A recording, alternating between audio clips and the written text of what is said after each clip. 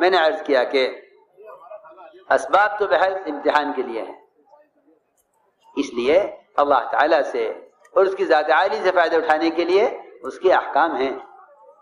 رہی تجارت تو تمہیں ایک راز کی بات بتاؤں،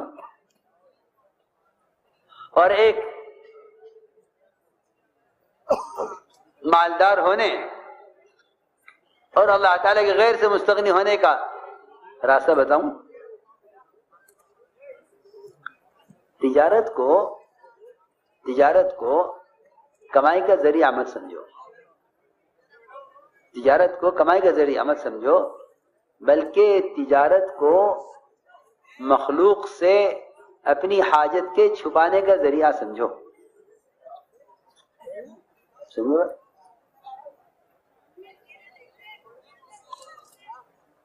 میں ضروری بات کر رہا ہوں، غنی ہو جاؤ گے۔ صرف اتنی نیت کر لو کہ میں جو تجارت کر رہا ہوں میں اللہ سے نفع لینے کے لیے نہیں کر رہا، بلکہ مخلوق سے حاجت کو چھپانے کے لیے کر رہا ہوں۔ کیوں؟ اس لیے کہ صحیح حدیث ہے کہ جو آدمی اپنی حاجت کو مخلوق سے چھپا لیتا ہے اللہ اس کو غنی کر دیتے ہیں۔ جی ہاں، اللہ غنی کر دیں گے، کیوں کہ مخلوق سے حاجت کو چھپانے کے لیے تجارت کر رہا ہے۔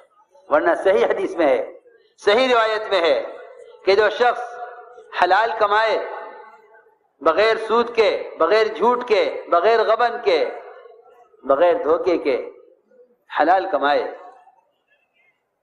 لیکن کمانے کا مقصد مالدار بننا اور مالداروں کی فہرست میں آنا اور مال کو بڑھانے کا ارادہ کرنا، فرمایا کہ یہ آدمی حلال اور پاکیزہ مال کما کر بھی قیامت میں اللہ سے اس حال میں ملے گا کہ اللہ اس سے سخت ناراض ہوں گے۔ صحیح حدیث ہے، صحیح روایت ہے۔ کیوں؟ وہ تو حلال کما رہا، پھر یہ وعید کیوں؟ پھر یہ وعید کیوں ہے؟ صرف اس لیے یہ وعید ہے کہ اس کو ابھی مال کمانے کے مقصد کی خبر نہیں ہے کہ تو مال اس لیے کما رہا۔ اسی حدیث کا اگلا ٹکڑا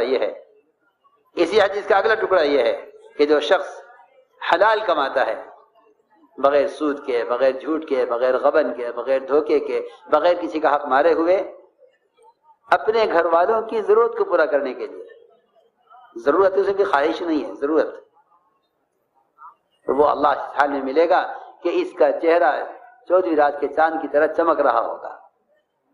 ظاہر بات ہے کہ اس بندے کا چہرہ چمکے گا اللہ کے سامنے جس سے اللہ راضی ہوں گے، ورنہ جن سے اللہ ناراض ہوں گے وجوہہم مسودہ، کہ ان کے چہرے تو سیاہ ہوں گے قیامت میں۔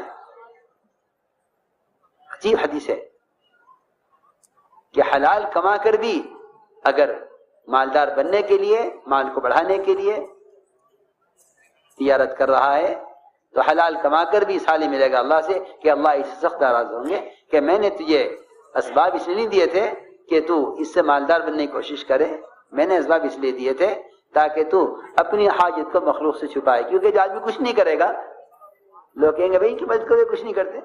اس لیے آپ دیکھیں گے کہ فقراء جو سوال کرتے ہیں ان کے پاس اتنا مال بھی جمع ہو جائے جس سے وہ بہتر تجارت کر سکیں، لیکن وہ تجارت نہیں کر سکتے۔ کیوں؟ اس لیے کہ ان کے فقر نے ان کے اندر سے کمائی کی صلاحیت کو ختم کر دیا ہے۔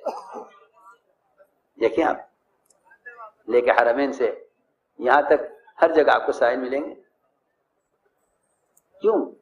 یہ بات نہیں ہے کہ ان کے اندر کمانے کی استعداد نہیں ہے، بلکہ انہوں نے اپنی حاجت کو مخلوق پر ظاہر کر دیا، اس لیے اللہ نے ان کے اندر سے کمائی کی صلاحیت کو ختم کر دیا۔ ہاں، فقر ان کے لیے کھل گیا جو کہ اپنی حاجت کو مخلوق پر ظاہر کر دیا۔ جو اپنی حاجت کو مخلوق پر ظاہر کر دیتا ہے اللہ تعالیٰ اس پر فقر کا دروازہ کھول دیتے ہیں، اور جو اپنی حاجت کو مخلوق سے چھپا لیتا ہے اللہ اس پر غنا کا دروازہ کھول دیتے ہیں۔